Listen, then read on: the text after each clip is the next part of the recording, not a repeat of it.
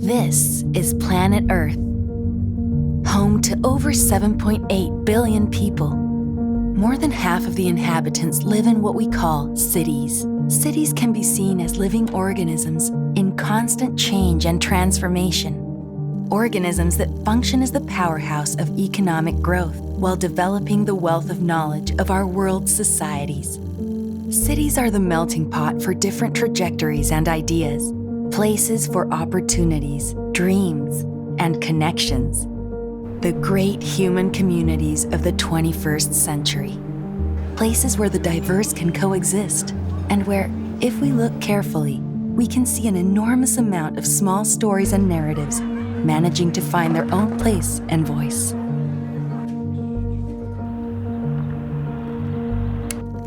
Be advised to evacuate. Cities are going on alert. Tougher regulations on emissions. Struggles with pollution. But cities are also a good reflection of the challenges we face as human beings in this century. Social, economic, and environmental challenges. Therefore, the cities of today play a more fundamental role in shaping our progress than ever before. Cities are the future, a space where making a difference is possible.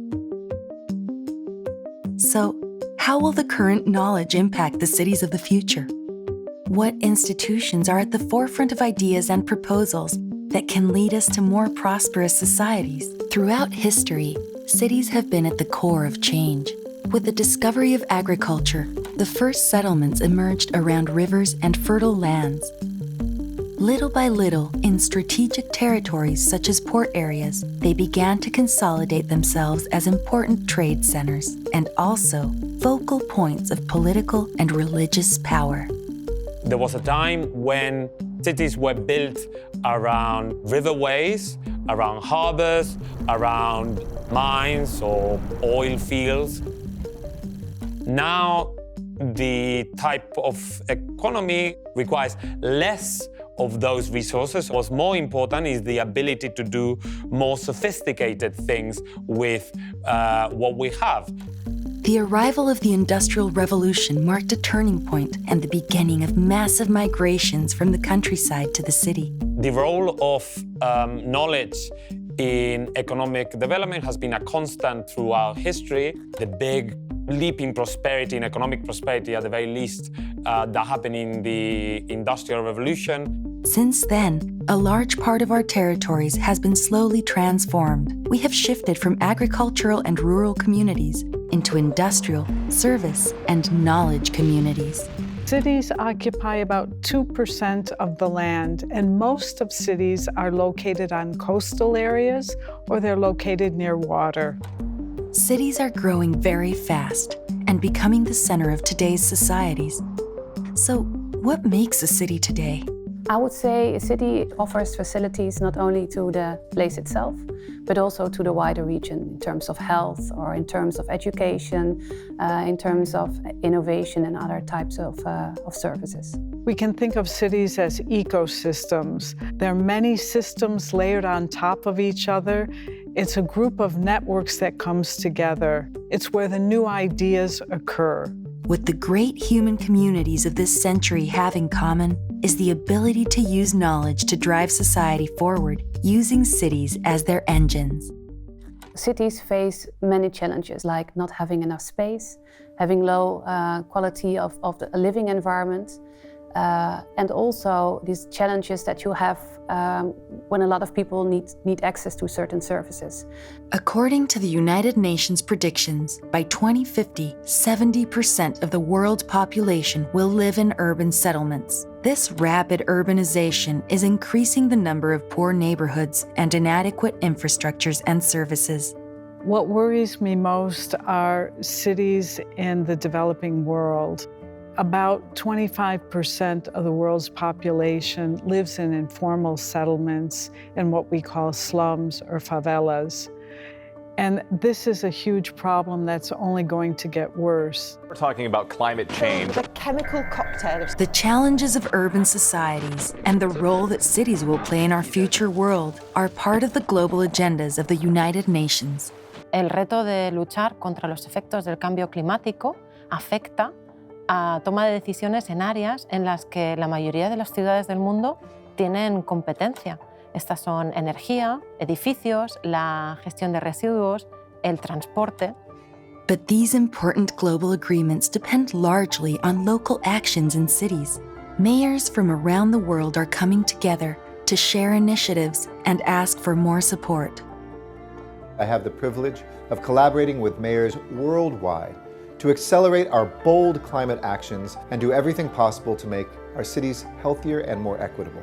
The decisions about the kinds of cities we want and their day-to-day management need to be made jointly by a combination of local stakeholders.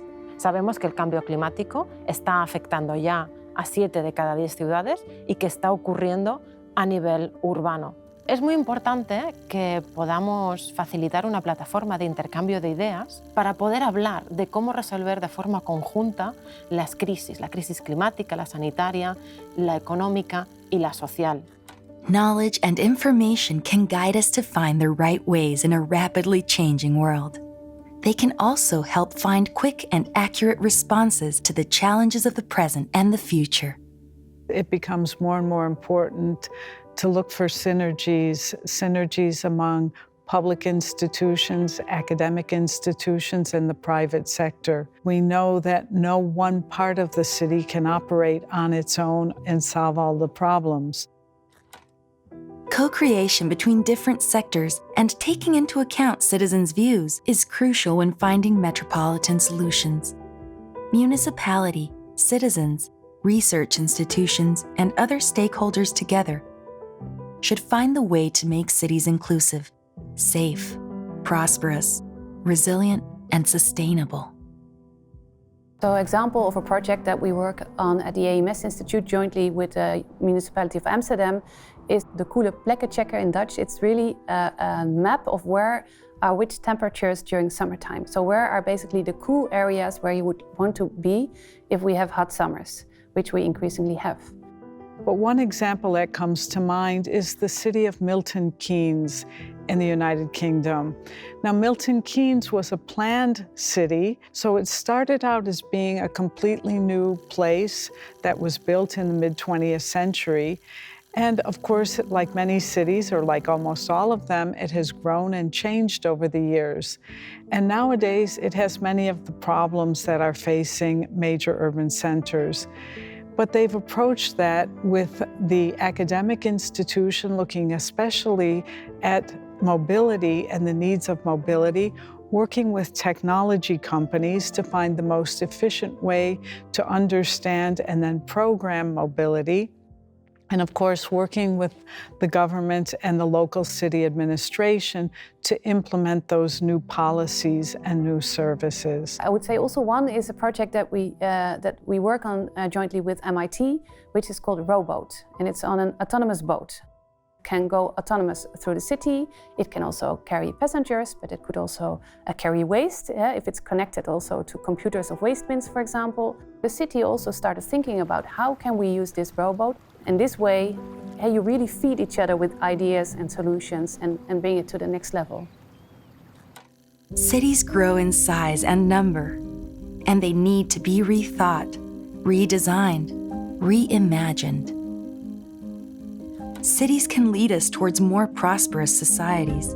What does that mean exactly? Prosperity is the ability of a society to continually advance the potential that people living there have. A more prosperous society is able to push these boundaries of human potential for everyone. Hasta ahora la prosperidad siempre ha ido ligada al crecimiento económico sin límites.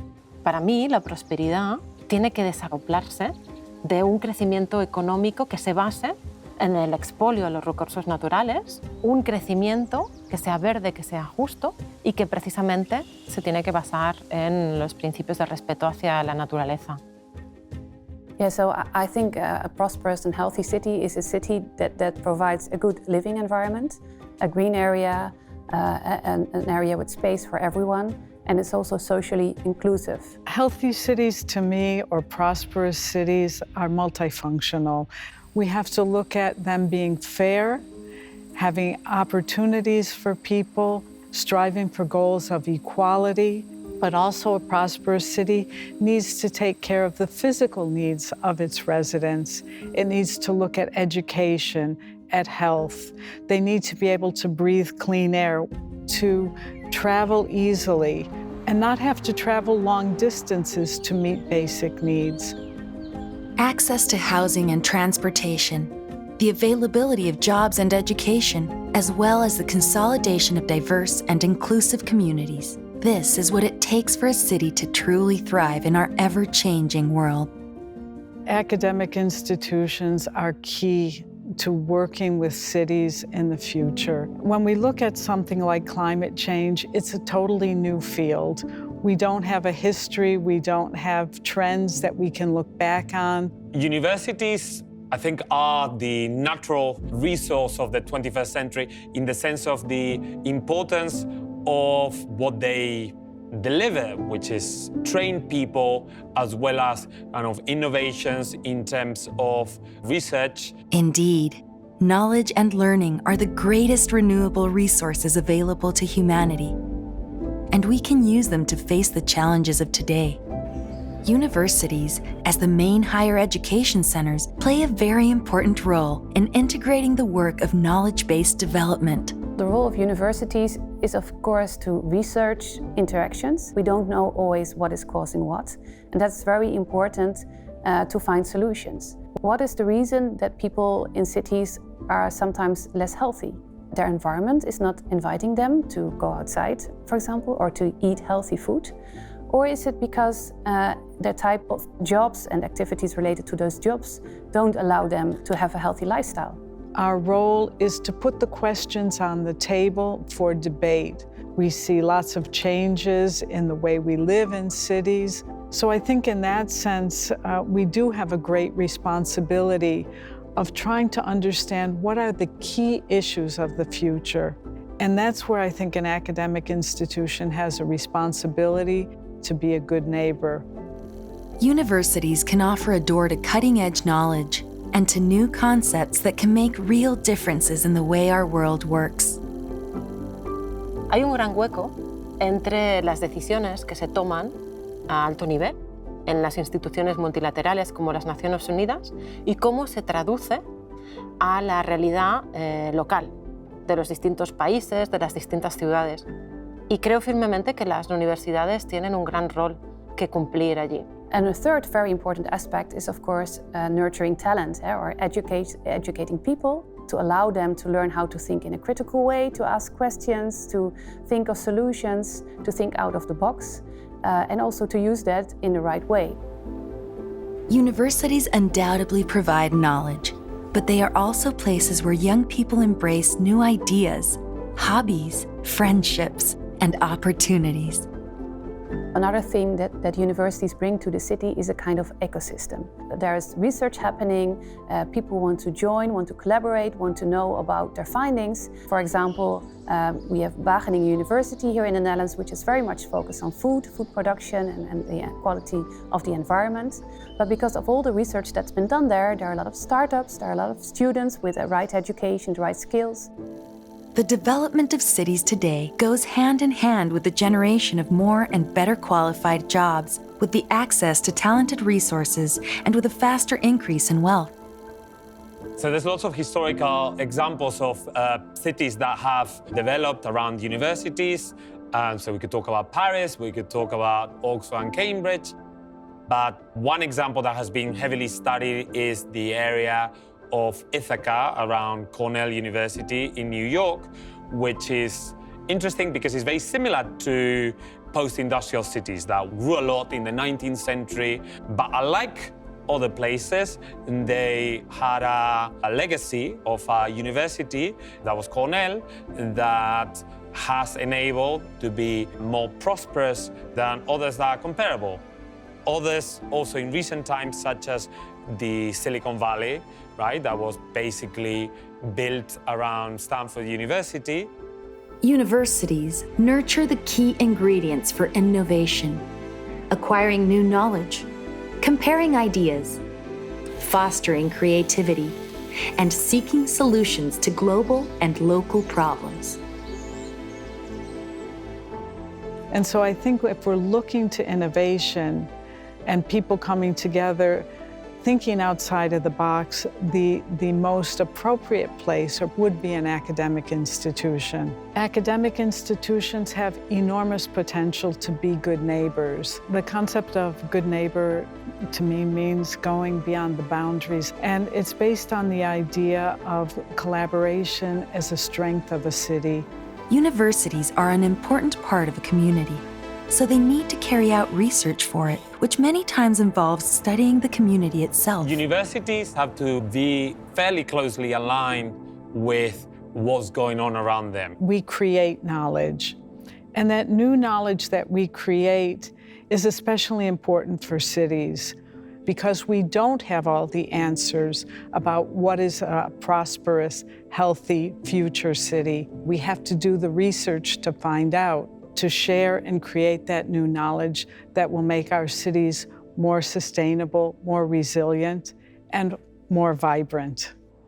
Transcending all ages and challenges, our cities, like any other living organism, must constantly flex and adapt to avoid fading away. The impact of knowledge and the role of education are keys to rethinking cities, so that they can remain the colorful, vibrant, productive, and thriving centers that billions of us call home. The currency of cities is knowledge, right? So what they do is bring knowledge together. The point of cities is to create and then expand knowledge, right? More easily than could be done if it wasn't so close. Para mí las universidades tienen ese rol de transportadoras de conocimiento, de traductoras de conocimiento en muchos casos. Yo las veo como un puente entre el conocimiento científico y la implementación de este conocimiento en la realidad local. No olvidemos que las universidades están formando, en muchos casos, las personas que construirán las ciudades en muy pocos años. For universities to have a good contribution to a prosperous society is by doing research with and within the city. Go in the city and work with the city, because it will improve the quality of your research and it also will improve the usefulness of the outcomes. The knowledge with the research, with the debate that we can do together, that's the only way that we'll be able to tackle those problems. I like the phrase, there's no planet B. We either do it right here, there's no alternative. Universities have a leadership role because they can imbue these ideas, this debate, into everything that they do. Let's hope they do it.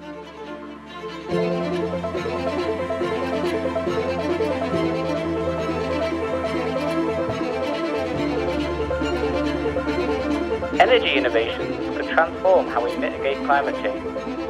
Greener lifestyles have been linked to greater happiness. Scientists are creating car-free communities to shape the future of urban living.